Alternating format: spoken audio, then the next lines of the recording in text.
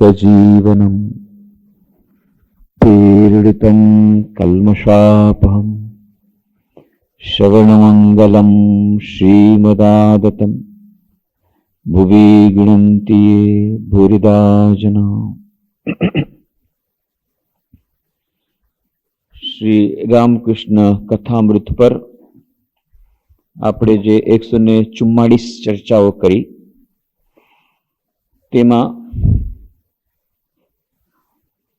આપણે જોયું કેવી રીતે શ્રી રામકૃષ્ણ દેવ પાસે માસ્ટર મહાશય મહેન્દ્રનાથ ગુપ્તમાં આકસ્મિક રીતે આવે છે।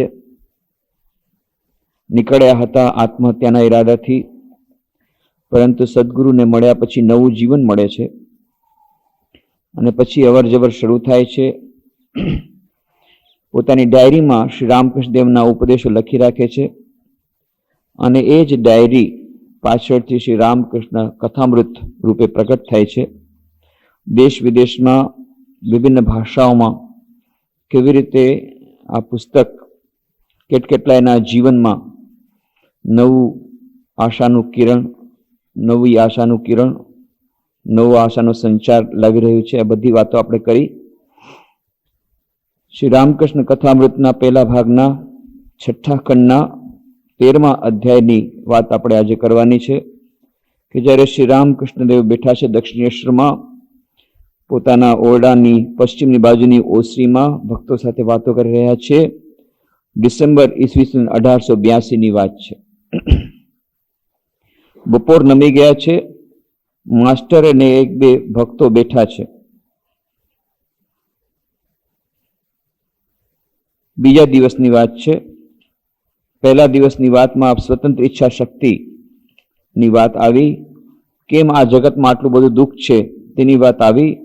રાતના શ્રી રામકૃષ્ણદેવ બાબુરામને પોતાના ઓરડામાં સુવાડ્યા અને પછી બીજા દિવસે બાબુરામ રામદયાળ ઘેર ગયા। માસ્ટર તે દિવસે રાત્રે ઠાકોરની સાથે જ રહ્યા અને પછી બપોર નમી ગયા છે। માસ્ટરને એક બે ભક્તો બેઠા છે। એટલામાં કેટલાક મારવાડી ભક્તોએ આવીને પ્રણામ કર્યા। એ લોકો કલકત્તામાં ધંધો કરે છે। તેઓ ઠાકુરને કહે છે કે આપ અમને કંઈક ઉપદેશ કરો। ઠાકુર હસી રહ્યા છે। શ્રી રામકૃષ્ણ મારવાડી ભક્તોને, જુઓ, હું અને મારું એ બે અજ્ઞાન, હે ઈશ્વર તમે માલિક અને આ બધું તમારું, એનું નામ જ્ઞાન। અને મારું કેમ કરીને કહી શકો? બગીચાનો રખેવાળ કહેશે કે મારો બગીચો,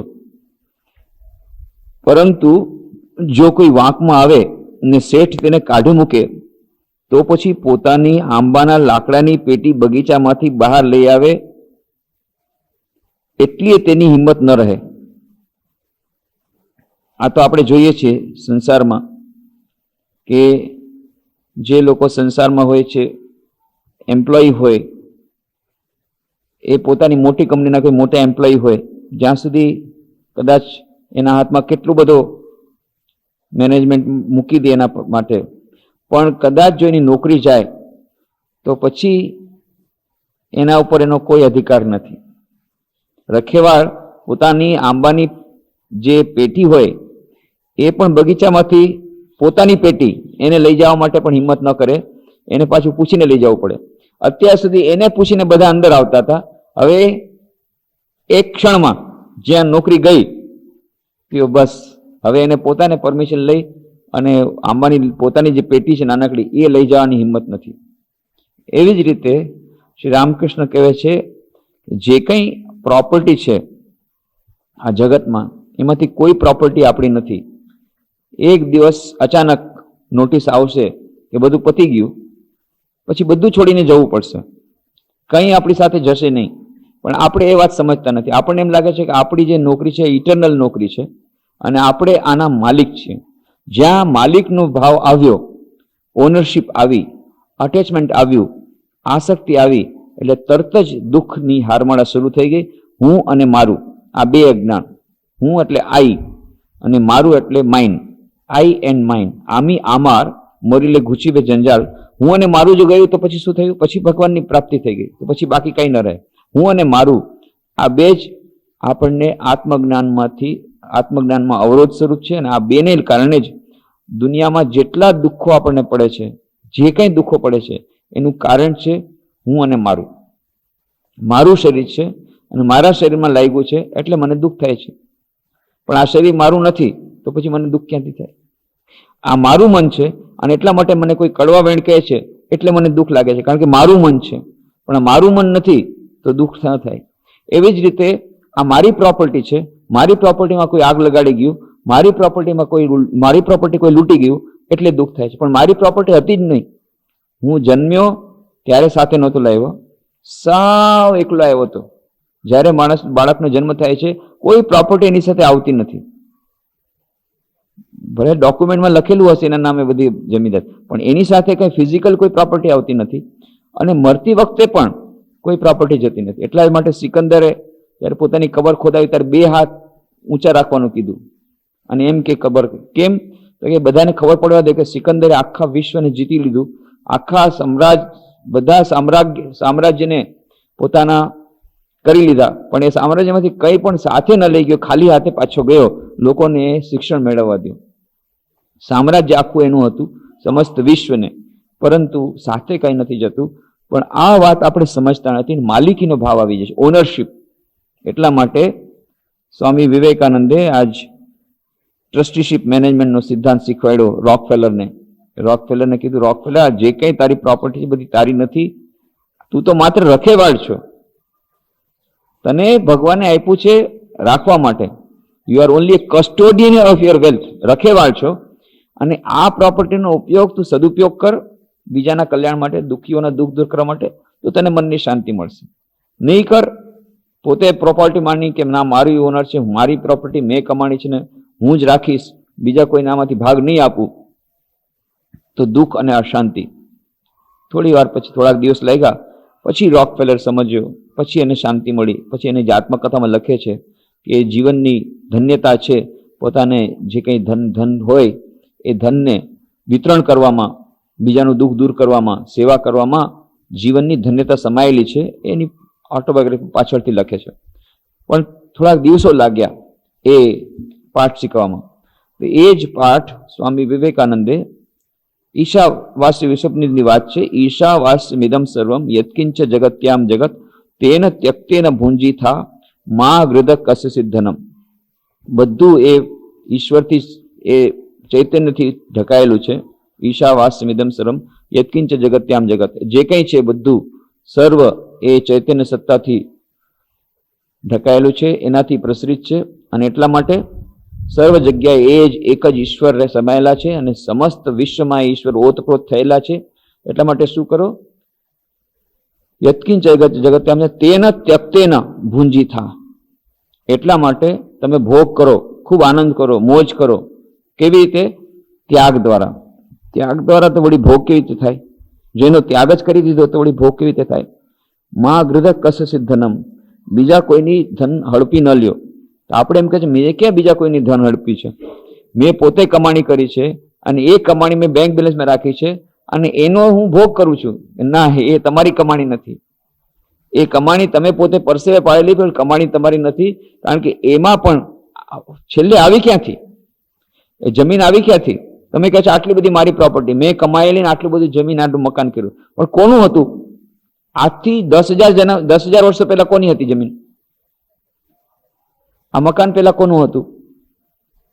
શરૂઆતમાં જાઓ તો ઓરિજિનલ માલિક કોણ? ઓરિજિનલ માલિક કોણ? આ વિશ્વ જયારે નહોતું થયું ત્યારે માલિક કોણ? આ તો પાછળથી આપણે ઓનરશિપ શરૂઆત કરી કે મેં આને ટ્રાન્સફર કરીને મેં લીધું ને મેં આને શરૂઆતથી ટ્રાન્સફર. શરૂઆતમાં જો એકદમ શરૂઆતમાં જંગલ હતું તો ત્યારે જંગલનો પટ્ટો કોઈના નામે પણ નહોતો. પછી સરકારે પોતાના નામે કરી લીધો, પછી સરકાર બીજા બંને દેવા માંડ્યા, પછી એને લીઝ આપ્યું, પછી એમાંથી કોઈ કે ખરીદ્યું ને પછી એમાંથી આવ્યું. પણ ઓરિજિનલ ઓનર કોણ? આ સમસ્ત વિશ્વનો ઓરિજિનલ ઓનર કોણ? એ આપણે જોતા નથી. સબ ભૂમિ ગોપાલ કી. એટલા માટે શ્રી રામકૃષ્ણ કહે છે ભગવાન 2 વાર હસે છે. એકવાર એક ડોક્ટર કોઈને કહે છે તમે ચિંતા કરતા નહીં, તમારા દીકરાને હું સાજો કરી દઈશ. મનમાં ભગવાન હસે છે, હાલે હું મારી નાખવાનો છું આજે. અને કહે છે હું ડોક્ટર ગમે એવો દવા હશે, હું મારી નાખવાનો છે ને કે છે હું જીવાડી દઈશ. ડોક્ટર કોણ જીવાડવા વાળો? મૃત્યુ કોઈના હાથમાં નથી. જ્યારે ભગવાન ચાહે ત્યારે યમદૂત આવે ત્યારે કોઈ રોકી શકે એમ નથી. બીજી વાર હશે, બે ભાઈઓ કે છે જો એક ફૂટ પર એક મેઝરિંગ ટેપ લઈ અને કે જો આટલી જમીન તારી, આટલી મારી, તો કે ના ના આ 1 ઇંચ ઓછી કર, ઓલો કે આ 1 ઇંચ વધારે કર, બંને બાજે છે. એટલે ભલા માણસ આખી જમીન મારી છે, તમે કહો છો આ જમીન મારી ને આ જમીન મારી. મારી જમીનમાં પાછી તમે મારી કરો છો. ભગવાન હસે છે કે આખી જમીન મારી છે, એમાં આ બંને ભાઈ બાજે છે, આ મારી ને આ મારી. તો કે છે ખરેખર તો સર્વસ્વ એ ઈશ્વરનું છે, પરંતુ આપણે અજ્ઞાનથી માની લઈએ છીએ એ મારું છે, મારી જમીન, મારો પૈસો, મારું મકાન, મારો દીકરો, મારો પુત્ર. એટલા માટે પેલા ખેડૂતને એની પત્ની કેટલું કહેવા માંડી, જુવાન દીકરો મરી ગયો અને તમે રડતા નથી, તમને આંખમાં આંસુ આવતા નથી, તમે તો નિષ્ઠુર કેવા છો, રાક્ષસ છો કે માણસ છો? ત્યારે પણ માણસ રડતો નથી કે તમને શું થઈ ગયું છે કે આવો જુવાન જો દીકરો મરી ગયો, થોડુંક તો રડો. બીજા લોકોને તો કમસે કમ ખબર પડે કે તમારો દીકરો મરી ગયો છે. તમને ન રડવું તો કાંઈ નહીં, પણ થોડુંક તો રડો.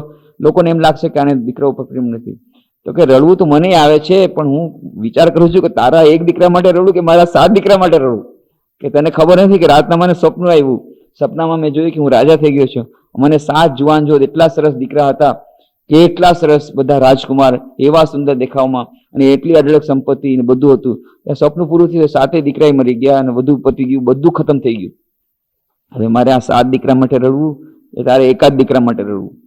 મુખ્ય વાત છે કે એને સમજાઈ ગયું તો કે આ જગત સ્વપ્નવત છે.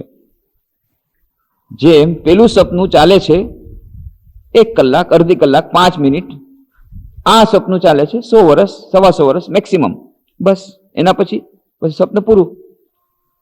મેક્સિમમ 100-125 વર્ષ ચાલે આખી જિંદગી કોઈની, એ સપનું છે. એને જો જોઈ લે કે ભાઈ આ હજારો વર્ષનું પણ એક યુગ થાય, એ પણ સપનું છે. આવે છે અને જાય છે, કોઈ ટકતું નથી. તો એના માટે થઈને આ બધું સમજે છે કે આ મારો પુત્ર નથી, મારું કાંઈ નથી, આ સપનું છે, અને ખરેખર મારું પોતાનું કોઈ નથી ઈશ્વર સિવાય. એટલે શ્રી રામકૃષ્ણ મારવાડી ભક્તોને કહે છે, જુઓ હું અને મારું એ બે અજ્ઞાન, હે ઈશ્વર તમે માલિક અને આ બધું તમારું છે. જે એમ જાણે છે કે હે ઈશ્વર આ બધું તમે છો, તમે ખરેખર માલિક છો. બધા આ પ્રોપર્ટી મારી નથી, એના પણ માલિક તમે છો. તમે મને આપ્યું છે, ભગવાન તમે કૃપા કરીને આપ્યું છે. જેટલા દિવસ તમે કહેશો એટલા દિવસ હું ભોગ કરીશ. પછી કદાચ એક દિવસ આવી અને કોઈ લૂંટી લેશે, કોઈ રાગ લગાડશે, ઠીક છે, તમારી ઈચ્છા. જેટલા દિવસ તમે આપ્યું તે દિવસે ભોગ કર્યો. તમે આપ્યો તો પુત્ર, ઠીક છે, તમે લઈ લીધો. તમારે જેટલા દિવસ તમે હતું મેં આપ્યું હતું, એનો ટાઈમ પૂરો થઈ ગયો, લઈ લીધું. તમારું હતું, તમે લઈ લીધું. મારે એમાં ફાઇટ કરવા જેવું નથી. મારું હોય અને તમે લઈ લ્યો તો મને તમારા ઉપર ગુસ્સો આવે, મારી વસ્તુ કેમ લઈ જાશો? પણ પહેલેથી હતી જેની, એને પાછી લઈ લીધી, એમાં પછી ગુસ્સો કરવાની કઈ વાત નથી. જે કંઈ આપણે શું કરીએ છીએ, ભગવાન કેવો નિષ્ઠુર છે, જો મારા પતિને લઈ લીધા, જો ભગવાન કેવું નિષ્ઠુર મારા દીકરાને લઈ લીધા, જો ભગવાન કેવું નિષ્ઠુર મારું મકાન પાડી નાખ્યું ધરતી કેમ. અરે પણ તારું હતું ક્યાં? પહેલેથી ત્યાં જ શરૂઆતથી જ અજ્ઞાન થઈ ગયું કે મારું. જ્યાં તમે કીધું મારું, પહેલેથી ભગવાને તમને આપ્યું હતું, થોડાક દિવસ માટે આપ્યું હતું, અને એ થોડાક દિવસ માટે આપ્યું હતું તમને ભોગ કરવા માટે, ભોગ થઈ ગયો, એને પાછું પોતાનું લઈ લીધું. તમને કોઈ ઉછીના રૂપિયા આપ્યા હોય 10,000 રૂપિયા, અને પછી તમે કે આ રૂપિયા હું તને ન આપું, અને પછી કોઈ પાછા માંગવા આવે તો કે ના હું તારું ખૂન કરું પણ તને રૂપિયા ન આપું. એ કઈ કેવી વાત છે? તમને રાખવા માટે આપ્યા હતા ઉછીના, હવે તમારે એને પાછા આપી દેવા જોઈએ. તમને આપ્યો તો પુત્ર થોડાક દિવસ માટે મજા કરવા માટે, એની પૂરી થઈ ગઈ મુદત, પાછો લઈ લીધો. એમાં ભગવાન સાથે લડવાનું. ભગવાન બહુ નિષ્ઠુર છે, કેમ મારો દીકરો, પણ તારો હતો ક્યાં? ભગવાનનો હતો, ભગવાને દીધો તો ભગવાને લઈ લીધો પાછો. ભગવાનની પ્રોપર્ટી હતી, ભગવાને લઈ લીધી. ભગવાને જમીન હતી, ભગવાને લઈ લીધી. અને આપણું પોતાનું પણ દેહ એ પણ ભગવાનનો છે, એ ભગવાનને આપ્યો તો ટાઈમ કામ પૂરું થઈ ગયું, ભગવાન લઈ લીધો. પણ ના, આપણું સૌથી પહેલા અજ્ઞાન આવે છે મારું. જ્યાં એ અજ્ઞાન આવ્યું એટલે દુઃખનું શરૂઆત થઈ. પહેલેથી જ ખબર પડે કે આમાં કાંઈ મારું નથી ને બધું ઈશ્વરનું આપેલું છે. એમણે કૃપાપૂર્વક આપેલું છે, જે કંઈ છે એ બધું ઈશ્વરે કૃપાપૂર્વક આપેલું છે. જ્યાં સુધી આપે ત્યાં સુધી આનંદ કરવાનો. જ્યારે એને કહી દીધું કે હું પાછું લઉં છું, તો એની ઈચ્છા, હે ભગવાન તારી ઈચ્છા પૂર્ણ થાય, એની ઈચ્છામાં પોતાની ઈચ્છા મેળવી દીધી, તો પછી કોઈ દુઃખ નથી. પણ જ્યાં ફાઇટ કરવા ગયા, લડાઈ કરવા ગયા, કેમ આમ કર્યું, મારું શરીર તે કેમ લઈ લીધું, મારો દીકરો કેમ લઈ લીધો, મારો પતિ કેમ લઈ લીધો, મારું મકાન કે તેમ તોડી નાખ્યું, આ રડવાથી કોઈ ફાયદો નથી, કારણ કે જેને હતું એને લઈ લીધું, જેની ઓનરશીપ એને લઈ લીધી, નહોતી એની અને તમે લઈ દે તો અલગ વાત છે. પણ આપણે પહેલેથી જ ભૂલ કરી કે આ મારી છે, મારું મકાન, મારો પતિ, મારો પુત્ર, મારી પ્રોપર્ટી, એ પહેલેથી જ અજ્ઞાન થઈ ગયું, એમાં આ બધું દુઃખ થઈ ગયું. એટલા માટે શ્રી રામકૃષ્ણ કહે છે, હે ઈશ્વર તમે માલિક અને આ બધું તમારું, એનું નામ જ્ઞાન. અને મારું કેમ કરીને કહી શકો? બગીચાનો રખેવાળ કહેશે કે મારો બગીચો, પરંતુ જો કઈ વાંકમાં આવે અને શેઠ તેને કાઢી મૂકે તો પછી પોતાની આંબાના લાકડાની પેટી બગીચામાંથી બહાર લઈ આવે એટલી તેની હિંમત ન રહે. જો કામ ક્રોધ વગેરે જતા નથી તો તેમનું મોઢું ઈશ્વરની તરફ ફેરવી દો. કામના ને લોભ કરવા હોય તો ઈશ્વરને પામવાની કામના કરો. લાલચ કરવી હોય તો ઈશ્વર માટે લાલચ કરો. બહુ સુંદર વાત કહી, મોડ ફીરીએ જાઓ. આ શ્રી રામકૃષ્ણનો બહુ સુંદર ઉપદેશ, મોડ ફીરીએ જાઓ. જ્યારે કામ ક્રોધ લોભ મોહ આ બધા જે છે એ આપણા અંદરના શત્રુ છે, એ લોકોથી ફાઇટ કરવાની, એ લોકોથી લડાઈ કરવાનો એક સુંદર ઉપાય બતાવે છે ને, મોડ ફીરી દો. ઠીક છે, કામના હોય, કામના એટલે પ્રાપ્ત કરવાની ઈચ્છા, બહુ જ પ્રાપ્ત કરવાની ઈચ્છા, તો ઈશ્વરને પ્રાપ્ત કરવાની ઈચ્છા રાખો. લાલચ રાખવી હોય તો ઈશ્વર માટે લાલચ કરો કે ઈશ્વર કેમ મળતા નથી. એવી જ રીતે વિચાર કરીને તેમને હાંકી કાઢો. બીજો ઉપાય બતાવ્યો, એક ઉપાય બતાવ્યો, એમનો મોડ ફેરી દો, એમની દિશા બદલી નાખો. અત્યારે પ્રાપ્ત કરવાની ઈચ્છા થાય છે, સારી સારી વસ્તુ પ્રાપ્ત કરવાની ઈચ્છા થાય છે, બીજા વ્યક્તિઓને પ્રાપ્ત કરવાની ઈચ્છા થાય છે, પણ એને બદલે શ્રી રામકૃષ્ણ શું કહે છે? ભગવાનને પ્રાપ્ત કરવાની ઈચ્છા રાખો, પરંતુ જેને પ્રાપ્ત કર્યા પછી બીજી કોઈ પ્રાપ્ત કરવાની ઈચ્છા ન રહે એવી ઈચ્છા કરો, એટલે કે ભગવાનને પ્રાપ્ત કરવાની ઈચ્છા રાખો. લાલચ રાખવી છે, હજી લાલચ, તો પછી અનંતને પામી જાઓ, તો પછી કોઈ લાલચ ન રહે. તો અનંતને પામવાની લાલચ રાખો. લાલચ બહુ સારી વસ્તુ છે, પણ ઈશ્વર માટે જો લાલચ રાખો તો પસ્તાવો નહીં થાય. બીજી લાલચ રાખશું એમાં દુઃખ થશે. વિચાર કરીને તેમને હાંકી કાઢો. હાથી પારકાનું કેળાનું ઝાડ ખાવા જાય તો મહાવત અંકુશ મારે. આ બીજો ઉપાય બતાવ્યો. એક ઉપાય બતાવ્યો કે કોઈ ખરાબ ઈચ્છા હોય, કામ ક્રોધ લોભ મોહ, તો એને ઈશ્વર તરફ વાળી દો. બીજો એમનો ઉપાય બતાવ્યો, વિચાર કરીને તેમને હાંકી કાઢો વિવેક બુદ્ધિ દ્વારા, કે ના આ બરાબર નથી, બસ નહીં, હમણાં નહીં વિચારવાનું, આવું પોતાના મનને કહી દેવાનું. હાથી પારકાનું કેળાનું ઝાડ ખાવા જાય તો મહાવત અંકુશ મારે. તો જેમ હાથી પોતાની લિમિટની બહાર જાય અને પારકાના ઝાડ ખાવા જાય તો તરત જ મહાવત અંકુશ મારે છે. મહાવત એમ આપણે પોતાના મન પર અંકુશ રાખવો જોઈએ. તમે તો ધંધો કરો છો એટલે ધીમે ધીમે આગળ વધારવાનું જાણો. કોઈ પહેલા તેલ પીલવાની ચક્કી કરે, પછી વળી વધુ પૈસા થાય એટલે કાપડની દુકાન નાખે. તેમ ઈશ્વરને રસ્તે આગળ વધવું જોઈએ, ધીરે ધીરે આગળ વધવું જોઈએ. બહુ સુંદર વાત કહે છે. પેલા નાનો ધંધો કરો, પછી મોટો ધંધો કરો. પેલા તમારું ટર્નઓવર રહેશે માંડ 1000 રૂપિયા, પછી 10,000 રૂપિયા ટર્નઓવર થશે, પછી લાખ રૂપિયા ટર્નઓવર, પછી પ્રાઇવેટ લિમિટેડ કંપની નાખજો, પછી કરોડ રૂપિયામાં થશે, પછી પબ્લિક લિમિટેડના મેનેજિંગ ડાયરેક્ટર બની જજો, કરોડો રૂપિયાનું ટર્નઓવર થાય. ધીરે ધીરે આગળ વધો. એવી રીતે કહે છે, જેમ ધંધામાં ધીરે ધીરે આગળ વધાય, ધીરે ધીરે ટર્નઓવર વધારાય, એવી જ રીતે કહે છે ઈશ્વરને પસ્તે પણ શરૂઆત ઠીક છે, અત્યારે વધારે ભગવાનમાં નામ નથી લાગતું, 5 મિનિટથી શરૂ કરો. 5 મિનિટ ધ્યાન, 5 મિનિટ પ્રાર્થના, ધીરે ધીરે સત્સંગનો ટાઈમ વધારો, પછી મોટો ધંધો કરો, પછી રોજ અડધી કલાક, પછી હજી મોટો ધંધો કરો જ્યારે મન તૈયાર થઈ જાય, રોજ 1 કલાક સવાર સાંજ. જેમ જેમ આગળ વધારતા જાઓ, ધંધો આગળ વધારતા જાઓ, હજી વધારે પ્રોફિટ થશે, હજી વધારે પ્રોફિટ થશે. પ્રોફિટ એટલે કે શાંતિ, આનંદ વધારે ને વધારે મળશે.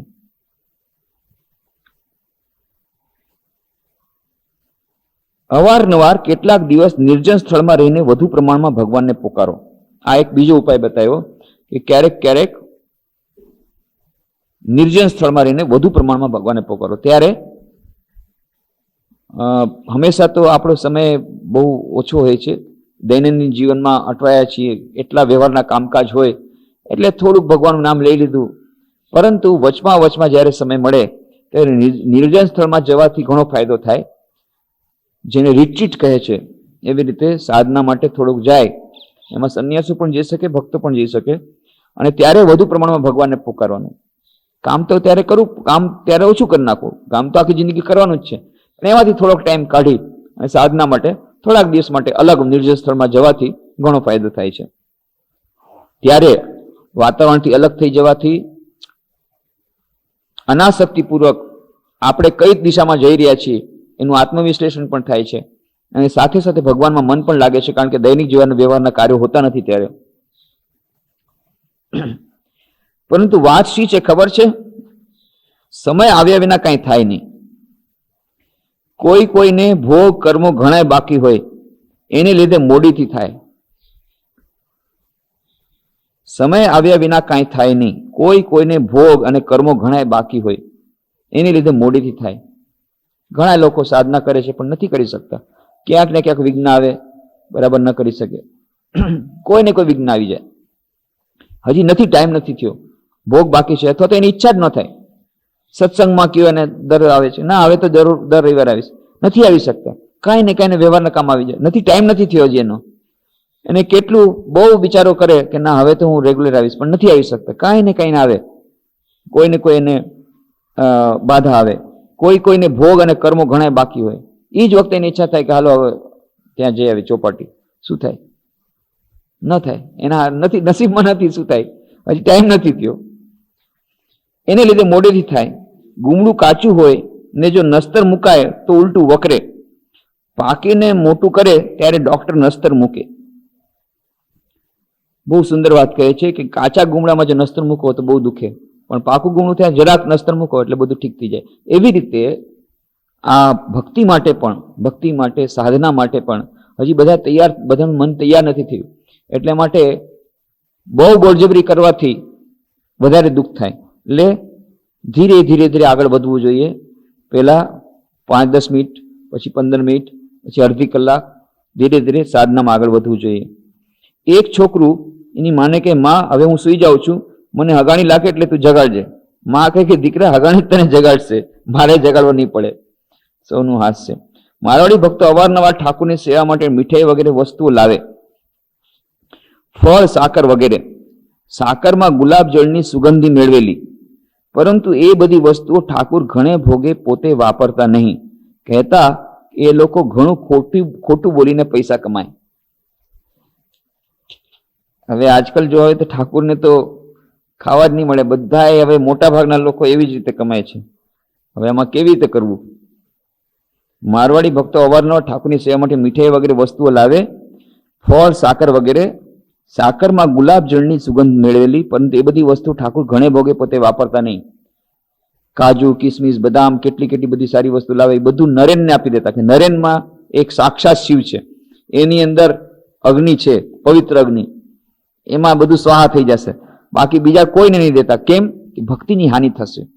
જો આવી રીતે જે અનિતિથી કમાયેલા ધનની કોઈ ખાદ્ય વસ્તુ બનાવેલી હોય અને એ વસ્તુ જો કોઈ ભક્ત ખાય, એની ભક્તિમાં હાનિ થાય. એની સિસ્ટમ, કેટલાકની સિસ્ટમ જ એટલી ફાઇન થઈ ગઈ, એટલું સાત્વિક ગુણ હોય કે એ લોકો ગ્રહણ પણ ન કરી શકે. જેમ શ્રી રામકૃષ્ણ ગ્રહણ જ નહોતા કરી શકતા, મોઢામાંથી જ નહોતું જતું, મોઢામાં જ ન જાય. કોઈ ચોરીનો માલ મોઢામાં જ ન જાય. Automatic system, inbuilt system. ગમે તો કોમ્પ્યુટર એવી સિસ્ટમ નહીં, તમે નહીં કરી શકો કે એમાં આખું પ્રી કન્ડિશન છે. રામકૃષ્ણ દેવના મનમાં બેસી ગયું મારે ચોરીનો માલ નથી ખાવો. પછી એવું પ્રી કન્ડિશન થઈ ગયું કે અજાણતા પણ કોઈ ચોરીનો માલ જો એમાં આપે તો એ ખાઈ ન શકે.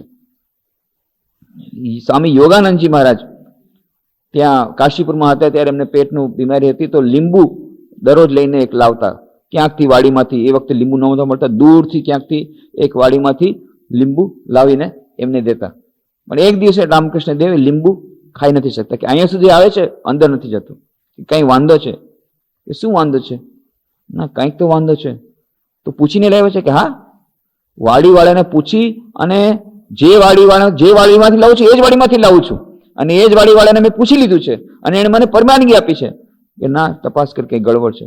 પછી તપાસ કરી કે એ જ દિવસે એ ફળનો બગીચો કોઈકને એણે વેચી દીધો હતો, પણ આને ખબર નહોતી અને આને ખબર નહોતી પડી.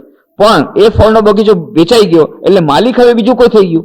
એ નવા માલિકને આણે પૂછ્યું નહોતું યોગાનંદજી મહારાજને, કારણ કે એને ખબર નહોતી કે બગીચો વેચાઈ ગયો છે. વિચાર કરો, રામકૃષ્ણ દેવને કોઈ કીધું નહોતું કે આજે ફળનો બગીચો વેચી ગયો છે, તમે ખાતા નહીં. પણ ઓટોમેટિક સિસ્ટમ, એ ચોરીનો માલ જતો નથી. ત્યાં જાય છે મલિકને, ત્યાં જદુ મલિકના બગીચામાં ઘણી બધી વાતો કરી અને કીધું કે મારી પેટની બીમારી છે, કાંઈ વાંધો નહીં, તમને અફીમની ગોળી આપીશ, અફીમની ગોળી તમે લેશો ને એટલે બધું ઠીક થઈ જશે. હજી વાતચીતમાં બધા ભૂલી ગયા. હવે રામકૃષ્ણ દેવ તો ગયા દક્ષિણેશ્વર, પાછા બાજુમાં જ દક્ષિણેશ્વર મંદિર છે, પાછા પોતાના ઓરડામાં ગયા. ત્યાં તો યાદ આવ્યું, અરે ગોળી લેતા તો ભૂલી ગયો, હવે શું થાય? પાછા આવ્યા. પાછા આવીને જોયે ત્યાં તો યદુ મલિક ચાલ્યા ગયા છે. પછી કે છે શેમાં આવ્યા? એના કમ્પાઉન્ડર કીધું કે આવી રીતે મને એને કીધું ગોળી. તો એમાં શું છે? મને ખબર છે ગોળી ક્યાં છે, હું તમને આપી દઉં, લ્યો. એમાં આટલું ઓલું વિચારવાનું શું છે? ગોળી આપી દીધી. ગોળી લઈને આવ્યા, બસ થોડેક આગળ ગયા, રસ્તો ભૂલી ગયા. તમે જુઓ, જે લોકો કલકત્તા જાશો જોશો, દક્ષિણેશ્વરનો બગીચો અને સામે જાય યદુ મલિકનો બગીચો, સાવ બાજુમાં. આમાં કોઈ રસ્તો ભટકે એવી કઈ વાત જ નથી. રસ્તો જ ભટકી ગયા, જઈ જ નથી શકતા. વળી પાછા થોડીક વાર આગળ જાય, દક્ષિણેશ્વર મંદિર દેખાતું નથી. તો પાછા આવે, વળી પાછા રસ્તો દેખાતો નથી. આ શું થઈ ગયું? રસ્તો ભટકી ગયા, એટલે નજીકમાં રસ્તો દેખાતો નથી. કે કેમ આમ જગદંબા કેમ મને આમ કરાવે છે? કે હા, પછી વિચાર આવ્યો, ઓહો, મેં તો યદુ મલિકને કીધું તું હું તારી પાસેથી ગોળી લઈશ, એને પાસેથી ન લઈ અને મેં કમ્પાઉન્ડર પાસે લીધી. એ તો મિથ્યા ભાષણ થઈ ગયું, જૂઠું બોલાઈ ગયું, જૂઠી વાત થઈ ગઈ. લેવાની હતી યદુ મલિક પાસે, લીધી પાછા કમ્પાઉન્ડર પાસે, એટલે જૂઠું થઈ ગયું. પાછું ચોરી પણ થઈ ગઈ, કારણ કે એને તો યદુ મલિકને પૂછ્યું નથી, એને પૂછ્યા વગર મને આપી છે, એટલે ચોરીનો માલ મને આપ્યો, એટલે જગદંબા લાવવા નથી. એટલે તરત ગયા, આ ગોળીને કારણે જ આ સમસ્યા છે. એટલે પાછા આવ્યા ત્યાં કમ્પાઉન્ડરે દવાખાનું બંધ કરી નીકળી ગયો. હવે શું કરવું? એટલે બારીમાંથી ગોળી નાખી, એ યદુ આલે તારી ગોળી પાછી, એમ કરીને નાખી. હવે રસ્તો બરાબર દેખાય છે. વિચાર કરો કે કેવું શુદ્ધ સાત્વિક શરીર, કેવી અંદરની ઇનબિલ્ટ સિસ્ટમ, કે અજાણતા પણ કોઈ ચોરીનો માલ જતો નથી. હવે આ મારવાડી લોકો તો કેટલી બધું ચોરી કરતા હોય, જાણે કેટલી ચોરી, કર વૈરા તો ચોરી કરતા હોય, બીજાને કેટલી બધી ચોરી કરતા હોય, અને એ માલ લઈ આવીને સારી સારી વસ્તુ આપે. પણ રામકૃષ્ણ દેવને ખબર કે મારવાડી લોકો બરાબર નથી માલ કરતા. આજકાલ તો બધા હવે એવા છે, કોઈક જ એવા હશે કે જે કર ચોરી નહીં કરતા હોય, કે ધંધામાં બરાબર એકદમ 100% ઓનેસ્ટ જોડીએ તો ધંધો જ ન ચાલે એમ કે છે. પણ શ્રી રામકૃષ્ણ દેવ એ માલ સ્વીકાર કરી શકતા નથી. એની સિસ્ટમ જ એવી થઈ ગઈ છે કે કોઈ પણ ચોરીનો માલ ન જાય. એટલા માટે કહે છે, આવેલા મારવાડી ભક્તોને કહે છે કે તમારે ખોટું બોલીને ધંધો કરવો નહીં. એમ નથી કહેતા ખોટું બોલીને ધંધો કરો નહીં, પણ ઉપદેશ આપે છે આડકતરી રીતે. કારણ કે એમને કે પાછા મારવાડી ભક્તો કે ભાઈ આપણે અહીંયા જવાનું બંધ કરો, આપણે ખોટું બોલીને ધંધો કરવાનો હોય. પણ એટલું કરે છે કે એને જે કઈ વસ્તુ આપે સીધી બારોબાર કોઈકને આપી દે, કાં નરેનને ખવડાવી દે, એ એક જ વસ્તુને, કાં પછી ફેંકાવી દે. બેલું મઠમાં એકવાર, ત્યાં ઘણા વર્ષો પહેલાની વાત છે, સ્વામી શંકરાનંદજી મહારાજ ત્યારે હતા મારા ખ્યાલથી પ્રેસિડેન્ટ લગભગ, અને આવી રીતે સાધુઓ તો બહુ ખુશ, અરે આજે બહુ ભંડારો છે, એવી સરસ મીઠાઈ આવી છે. શંકરાનંદજી મહારાજને ખબર પડી, બધી જેટલી મીઠાઈ હતી બધી ગંગામાં પધરાવી દીધી. બધા સંન્યાસીઓ બિચારા એટલા દુઃખી થઈ ગયા, આજે એટલું ભંડારો આવી સરસ, કોઈને સમજાવ્યું નહીં. પણ એ લોકો મહાપુરુષો જાણે છે કે ભક્તોને કેવી રીતે એની રક્ષા કરવી જોઈએ. રામકૃષ્ણ દેવ જાણે છે, આ મહાપુરુષો જાણે છે. કદાચ જો એ અન્ન, એ અનિતિથી કમાયેલા ધનથી ખરીદેલી વસ્તુઓ, એનાથી બનાવેલી વસ્તુ, એ જો કોઈના પેટમાં જાય, એની ભક્તિને કેટલી હાનિ થાત. કેટલા વર્ષોની તપસ્યા બધી નિષ્ફળ ચલી જાય એકવાર જો ખરાબ અન્ન આવે તો પેટમાં. એ લોકોને ખબર નહીં. એટલા માટે એ લોકોને લાગે કે આ સ્વાદ, પણ સ્વાદ કેટલો? થોડા ક્ષણ માટેનો સ્વાદ. કેટલા વર્ષોની તપસ્યા ધૂળધાણી થઈ જાય એ સ્વાદ માટે થઈને. એટલા જ માટે કહે છે કે ત્યાં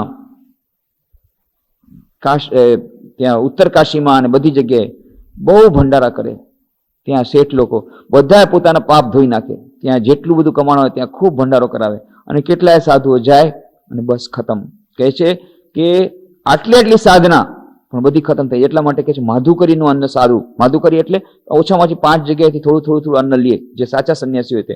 એવી રીતે કોઈ જગ્યાએ જે સદાવ્રત ચાલતું હોય કે કોઈ જાતે મોટા ભંડારા ચાલતા હોય, એમાં સાચા જે સારા સંન્યાસી હોય એ લોકો ન લે. કેમ? એનાથી એની ભક્તિની હાનિ થાય, એની સાધના બધી ધૂળદાણી થઈ જાય. શ્રી રામકૃષ્ણ દેવ કોઈનું ઘણે ભોગે બધી વસ્તુ ઠાકુર ઘણે ભોગે વાપરતા નહીં. કહેતા કે એ લોકો ઘણું ખોટું બોલીને પૈસા કમાય. આવેલા મારવાડીને વાતોને બહાને ઉપદેશ દે છે.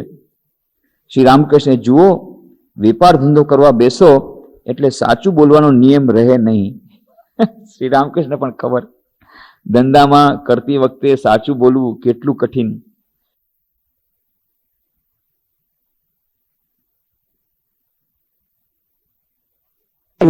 કે પાપી માણસના દ્રવ્યનું ભોજન કરવા જતા જોયું, એ ભોજન બધું લોહિયાળ થઈ રહેલું છે. વાત આવે છે નાનકના જીવન પ્રસંગમાં. એક દિવસે એમ જોયું કે લોહીથી રંગાયેલી બધી રોટલીઓ એમને ન ખાધી. પાછળથી ખબર પડી અનિતિથી પૈસા એને કમાયેલા પૈસાની રોટલી હતી. એટલે ગુરુ નાનકની પણ જે સિસ્ટમ હતી, સાયકોફિઝિકલ સિસ્ટમ, નર્વસ સિસ્ટમ, એ એટલી બધી એ પણ સાત્વિક હતી કે એમને દેખાઈ ગયું એમાં બધું લોહી નીંગળતી રોટલી છે. લોહી એ ન લઈ શક્યા. પાપી માણસના દ્રવ્યનું ભોજન કરવા જતા જોયું કે એ ભોજન બધું લોહિયાળ થઈ રહેલું છે. સાધુઓને શુદ્ધ વસ્તુ આપવી, ખોટા ધંધા કરીને મેળવેલી વસ્તુ આપવી નહીં. અને પછી બહુ સુંદર વાત કહે છે, સત્યને માર્ગે ઈશ્વરને પામી શકાય. સત્યને માર્ગે ઈશ્વરને પામી શકાય. એનો અર્થ છે અસત્યને માર્ગે ઈશ્વરને ન પામી શકાય. ઠીક છે, અસત્ય માર્ગે તમે બધું સમજી બધું કરી લેશો, કરોડ રૂપિયા કમાઈ લેશો, ગવર્મેન્ટની ટેક્સ ચોરી કરી લેશો, બીજાને પણ ફસાવી દેશો, બીજું પણ કરી લેશો, બધું કરી લેશો. મોટર ગાડી આવશે, સંપત્તિ આવશે, બધી આવશે, પણ એ સંપત્તિ સાથે વિપત્તિ આવશે. અને વિપત્તિ તો પછી આવશે, આજ નહીં આવે તો કાલે આવશે. પરંતુ એક વાત છે કે અસત્યના માર્ગે જો જશો તો ઈશ્વરના દર્શન અશક્ય છે. એટલા માટે શ્રી રામકૃષ્ણ કીધું, પણ સત્યનું પાલન કરવું એ અત્યારે આજના જમાનામાં જેટલું કઠિન હતું એટલું ક્યારેય નહોતું. ક્યારેય આટલું કઠિન નહોતું. પહેલા પણ કઠિન હતું. રામચંદ્ર જમાનામાં પણ સત્યનું બોલ પાલન કરવું કઠિન હતું. કૃષ્ણના જમાનામાં કઠિન હતું. આ જમાનામાં સૌથી વધારે કઠિન છે. પણ એટલા જ માટે શ્રી રામકૃષ્ણ કહ્યું, કળિયુગમાં સત્ય એ કળિયુગની તપસ્યા છે. બાકી બધી જગ્યાએ સતયુગમાં શું તપસ્યા કરવી પડતી હતી? એક પગે ખડા રહો. કોઈ સેંકડો વર્ષો સુધી ખડા રહે છે. હજી પણ તમે જુઓ કેટલીક જગ્યાએ સાધુઓ એક પગે ખડા રહે છે. આખો પગ આવડો જાડો થઈ ગયો હોય, એક પગે ખડા હોય, આમ ટેકો કરીને ઊભા હોય વર્ષોના વર્ષો સુધી. કોઈ ફળમૂળ ખાઈને રહે છે, ફક્ત પાણીના હવામાં રહે છે. કેટલા તપ કરે છે. એ તપનો જમાનો હતો. પછી દાનનો જમાનો આવ્યો. પણ શ્રી રામકૃષ્ણ કહે છે કળિયુગની તપસ્યા શું છે? સત્ય.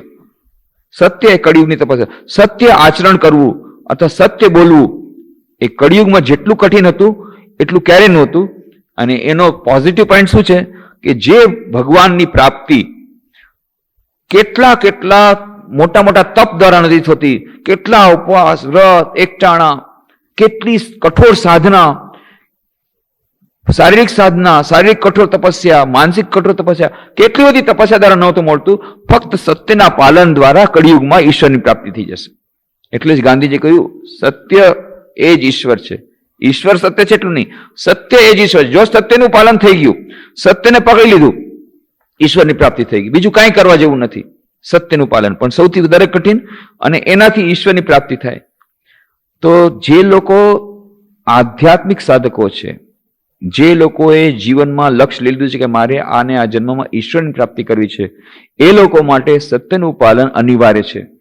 ભલે ગમે એટલી મુશ્કેલી પડે.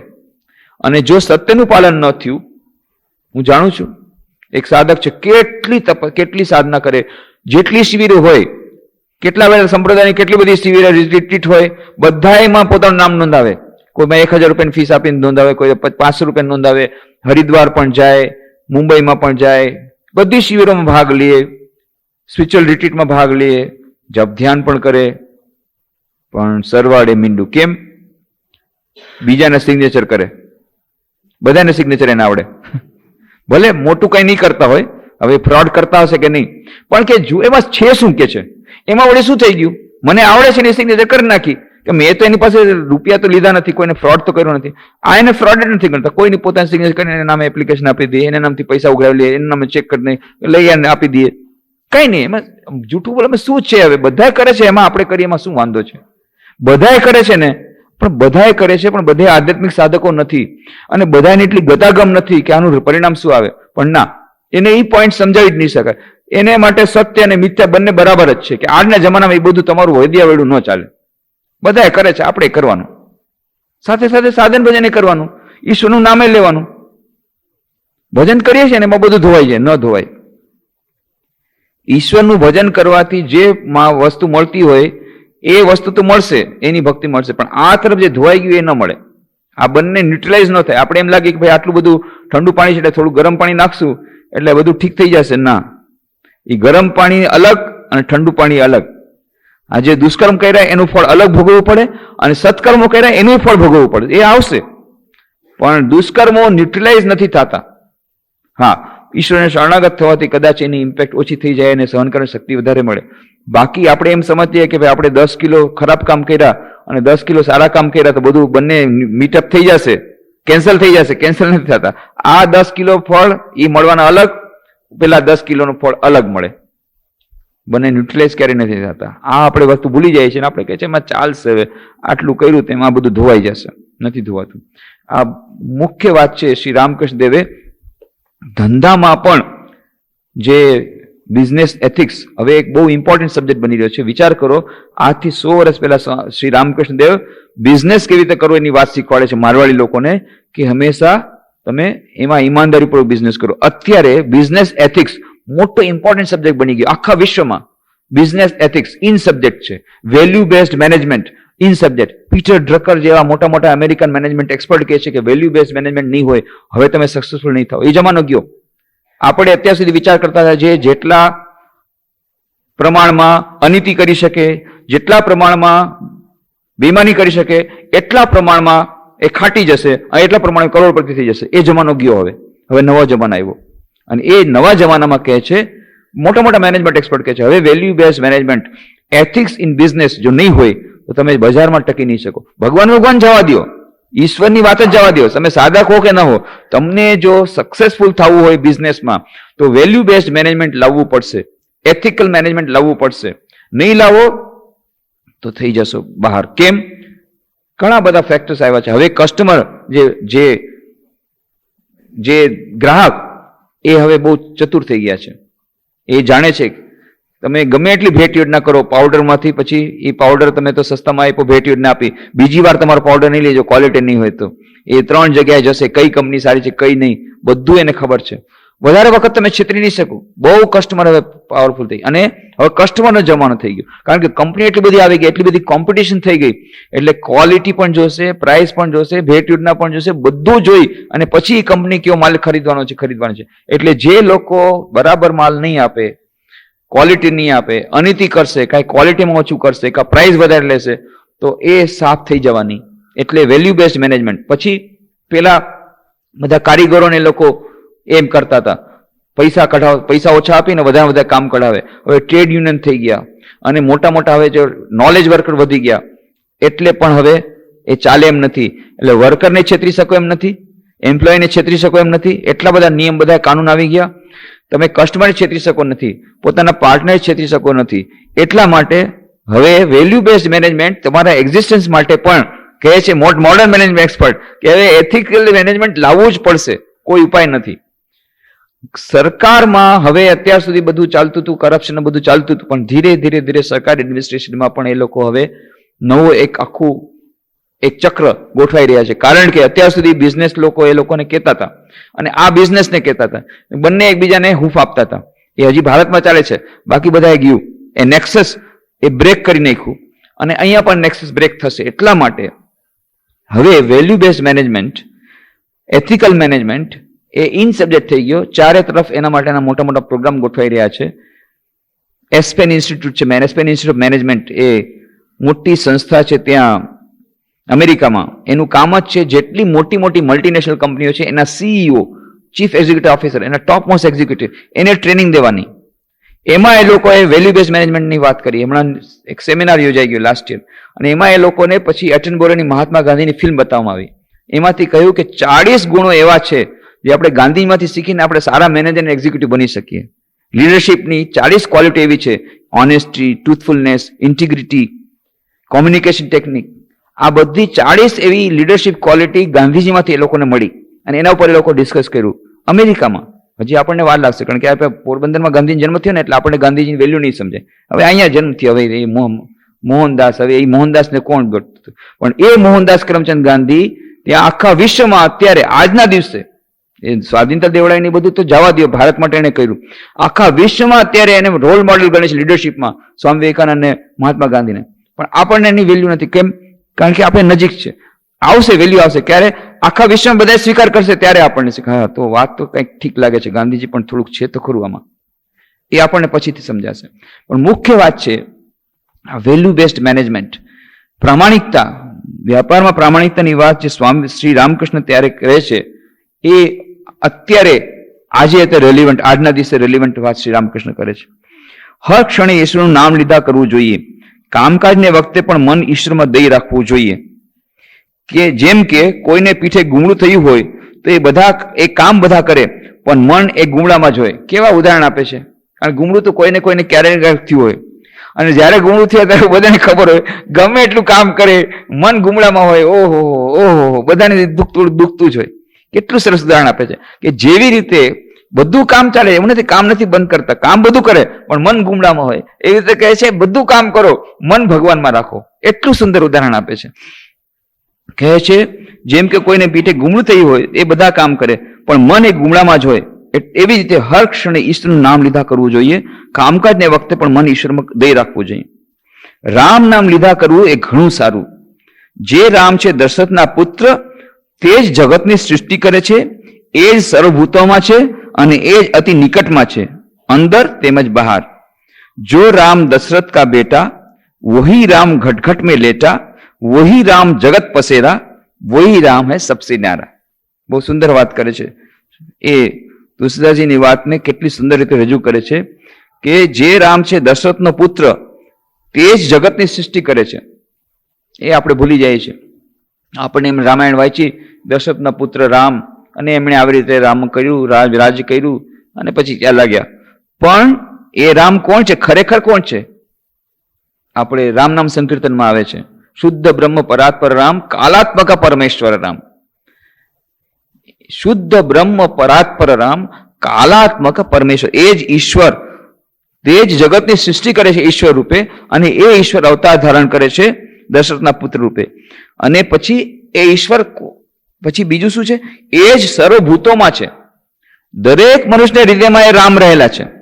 રામરાજ્ય અહીંયા કરવાનું છે, રામરાજ્ય સ્થાપના અહીંયા કરવાની છે. રામ જન્મભૂમિમાં રામચંદ્રજી મંદિર બનાવવું, અવશ્ય બનાવવું, પણ અસલ રામ જન્મભૂમિ અહીંયા છે, હૃદયમાં છે. એ રામ જન્મભૂમિ કોઈ પૂછતું જ નથી. એ રામ જન્મ ભૂલી ગયા. પેલી જ એક રામ જન્મભૂમિ અયોધ્યામાં, પણ અયોધ્યા અહીંયા છે. હૃદય, દરેક મનુષ્યના હૃદયમાં રામ રહેલા છે.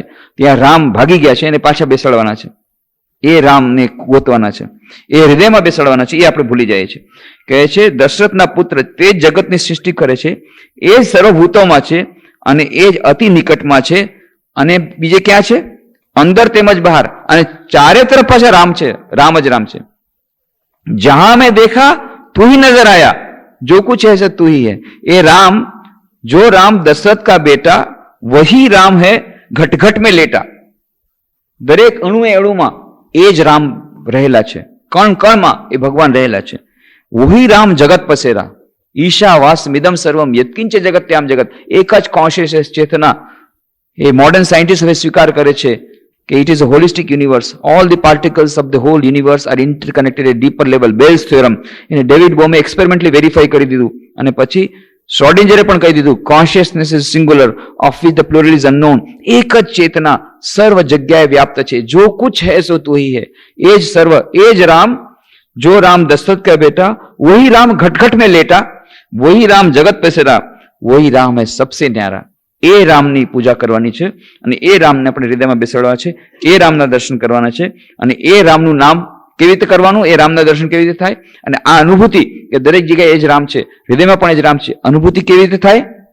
હર ક્ષણે રામ નામ લેવાનું.